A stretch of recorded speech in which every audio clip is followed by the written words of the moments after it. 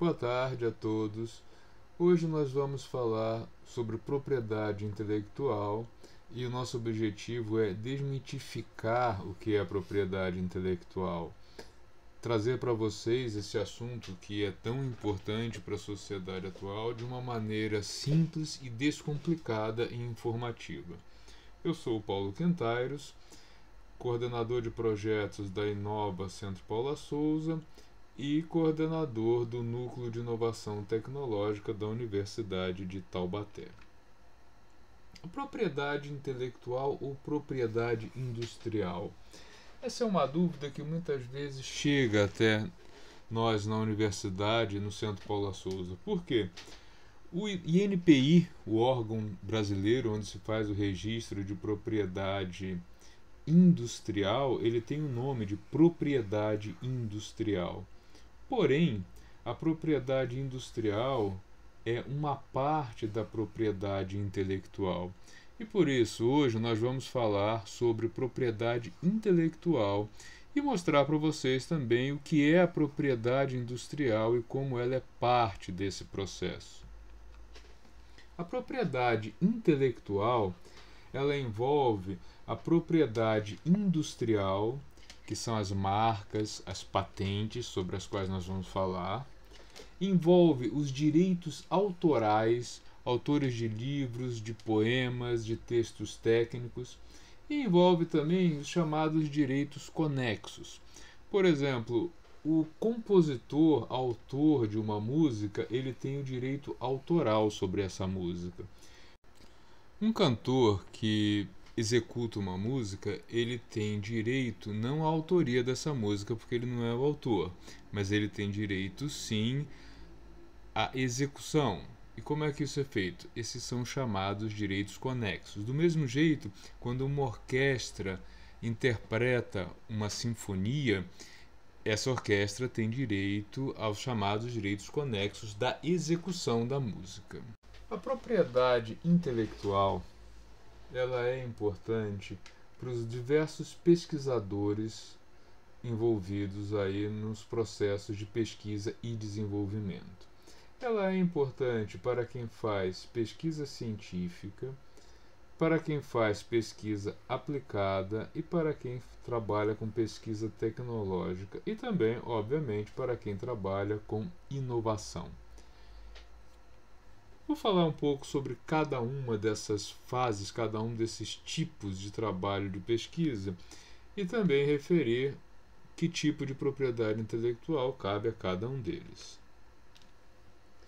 Quem trabalha com ciência básica, quem trabalha com ciência aplicada, com tecnologia e com inovação. São coisas que muitas vezes são tratadas pela mídia de maneira muito confusa, como se fosse um grande bolo onde tudo isso ficasse misturado. Mas é possível traçar limites, obviamente não tão claros em algumas situações, entre um e outro. A ciência básica é o ramo de atuação dos pesquisadores que investigam a natureza, os comportamentos e processos naturais. Por exemplo, um pesquisador que se dedique a isolar um micro-organismo ou uma célula, um pesquisador da física que se dedique a classificar e a descobrir os mecanismos intrínsecos da matéria, como por exemplo, como os átomos e moléculas se formam e como as ligações entre átomos podem dar origem a diferentes moléculas, e essas moléculas têm um comportamento que é estudado por esse cientista. Também os médicos que investigam doenças, causas de doenças, causas dos males que nos assolam, trabalham aí no que nós chamamos de ciência básica. Quando eu aplico estes conhecimentos de ciência básica para algumas atividades um pouco mais específicas, eu começo a trabalhar na ciência aplicada. Por exemplo, se eu conheço determinados mecanismos de um material, conhecimento lá da ciência básica, e eu começo a testar processos que podem alterar o comportamento dessa matéria. Por exemplo, eu posso criar uma liga metálica a partir dos metais que eu conheço para gerar um metal com maior resistência. Ou eu posso também investigar lá na ciência básica os mecanismos dos processos de corrosão dos metais. Na ciência aplicada, eu poderia investigar que processos podem ser feitos para reduzir ou mitigar os efeitos desta corrosão. E a tecnologia? Quando eu utilizo os conhecimentos da ciência aplicada e da ciência básica para desenvolver novas técnicas, tecnologia, logia, estudo das técnicas, eu estou fazendo tecnologia. Por exemplo, investiguei o comportamento dos materiais com relação à corrosão e cheguei à conclusão que eu posso, para determinadas áreas da indústria, aplicar um tipo de tratamento térmico de superfície no metal e isso vai reduzir a corrosão. Ou, quando eu utilizo os conhecimentos de ciência aplicada sobre como um vírus se comporta diante de determinados materiais, e eu descubro como eu posso eliminar esse vírus sem causar dano ao organismo hospedeiro, eu estou trabalhando na área de tecnologia. E a inovação? Bom, quando essa tecnologia ela é nova e ela interessa a uma fatia da sociedade, ou seja, ela tem mercado, seja esse mercado indústrias, pessoas físicas ou pessoas jurídicas, esta tecnologia é uma inovação. Em termos de propriedade intelectual, o pessoal que trabalha com a ciência básica, os cientistas que atuam na área de ciência básica, eles estão mais associados aos direitos autorais, já que eles têm uma certa dificuldade de conseguir registrar os seus conhecimentos como propriedade industrial. Por exemplo, um biólogo que descobre uma nova espécie, ele não pode registrar essa espécie como uma propriedade sua, mas ele vai ter o direito autoral, ele vai fazer uma publicação, ele vai registrar a existência dessa espécie e ele vai ter o direito de ser referido sempre como a pessoa que descobriu aquela espécie. Ou um cientista que descobriu o comportamento da matéria, um físico que investigou aí os quarks da natureza, ele não vai conseguir registrar isso como propriedade industrial. Ele não vai ter direito à patente disso, porque ele investigou como funciona a natureza. Mas ele vai publicar um artigo, ele vai dar palestras sobre isso e ele pode escrever um livro também. Ou seja, ele vai ter direito aos direitos autorais que duram para sempre. Quem trabalha na área de ciência aplicada já está um pouco mais próximo de possíveis registros de propriedade intelectual, mas ainda muito mais próximo dos direitos autorais, já que ele não está desenvolvendo novas técnicas, e sim aplicando ciência para descobrir novos comportamentos da matéria, e processos não são patenteáveis. Já quem trabalha com tecnologia se aproxima mais da propriedade intelectual. Por quê? Se ele consegue chegar a uma nova técnica ou a aprimorar uma nova técnica, ele pode chegar a um elemento passível de ser registrado como propriedade industrial, nos diversos tipos de patentes, por exemplo, que ele pode ter.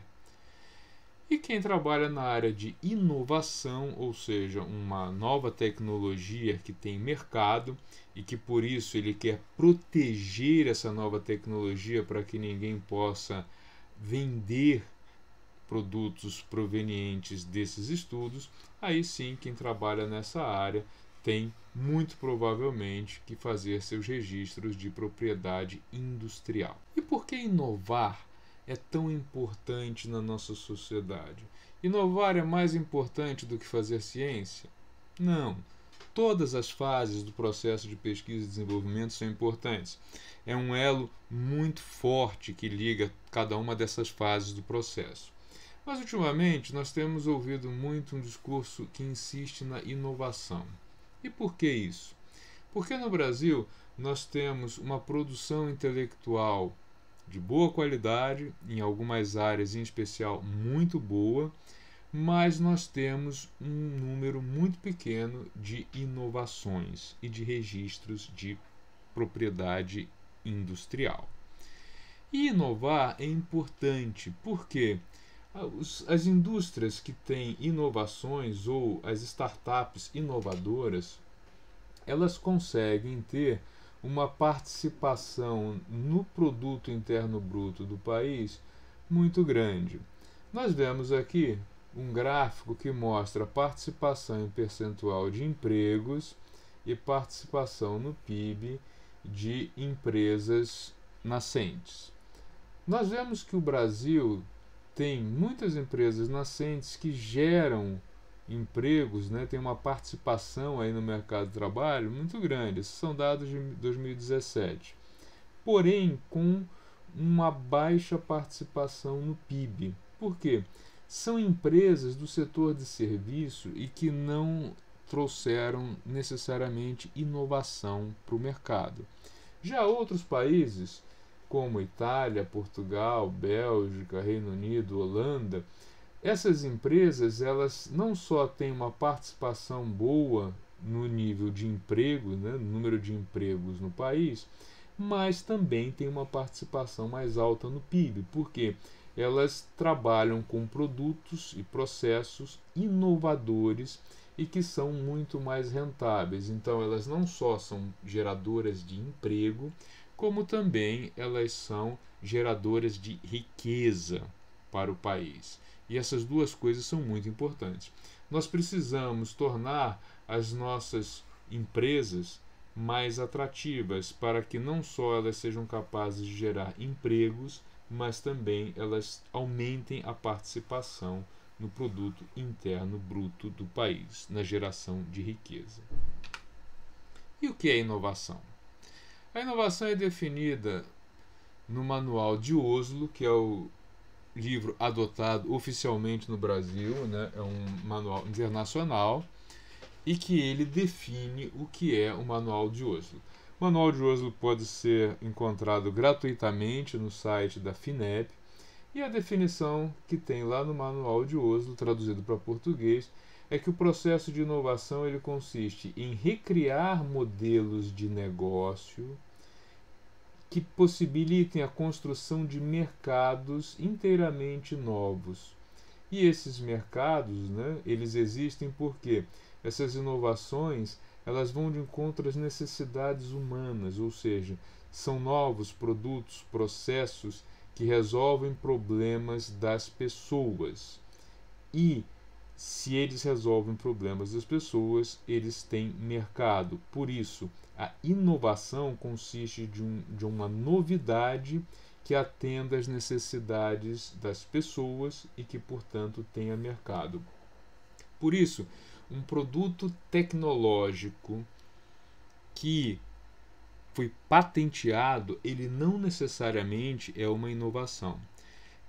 Existe no Instituto Nacional de Propriedade Industrial muitas patentes registradas que são novidades, que são produtos novos, que têm todos os méritos de novidade e desenvolvimento, mas que por não atenderem a nenhum mercado, eles ficam lá sem ser usados, ou seja, nenhuma indústria, nenhuma empresa se interessa por licenciar aquela patente para usá-la, porque ela não oferece uma solução com mercado.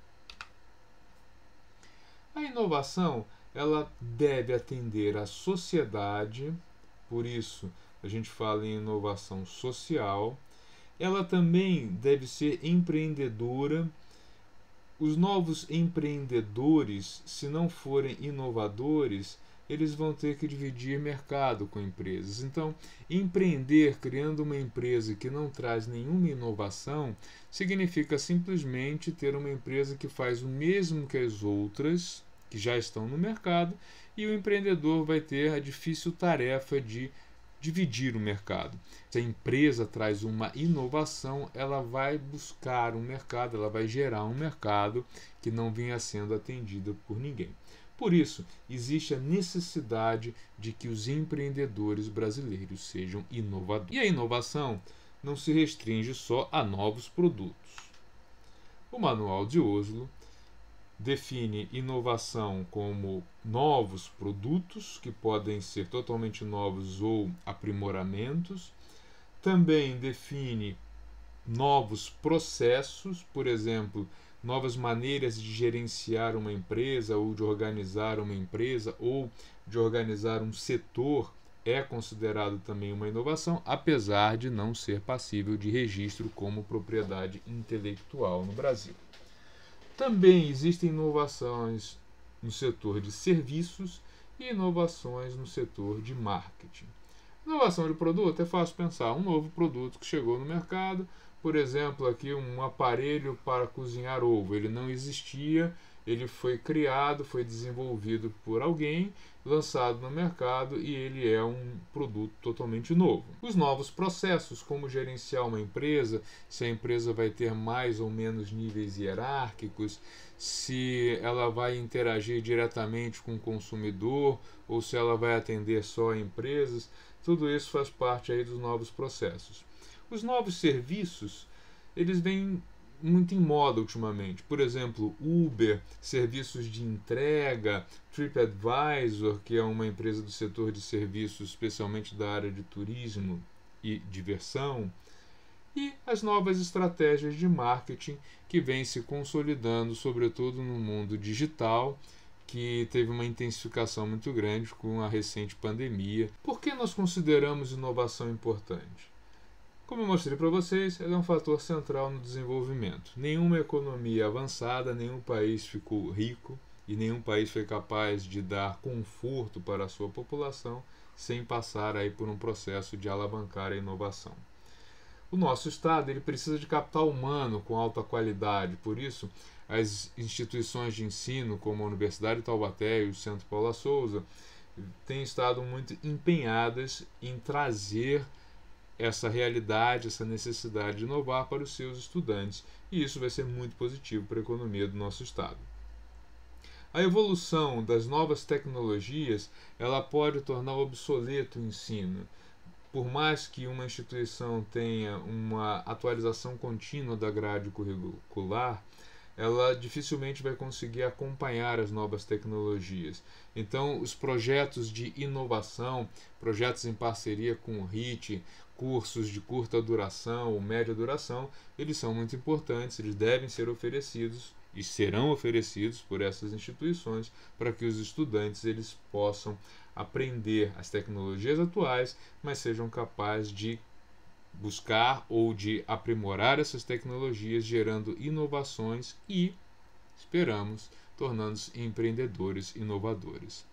Na sequência, os meus colegas vão tratar aí o Rodrigo sobre propriedade intelectual, as marcas, as patentes, os desenhos industriais, as indicações geográficas e, na sequência, o Fábio Meira vai falar sobre o registro de programas de computador e sobre a prospecção tecnológica.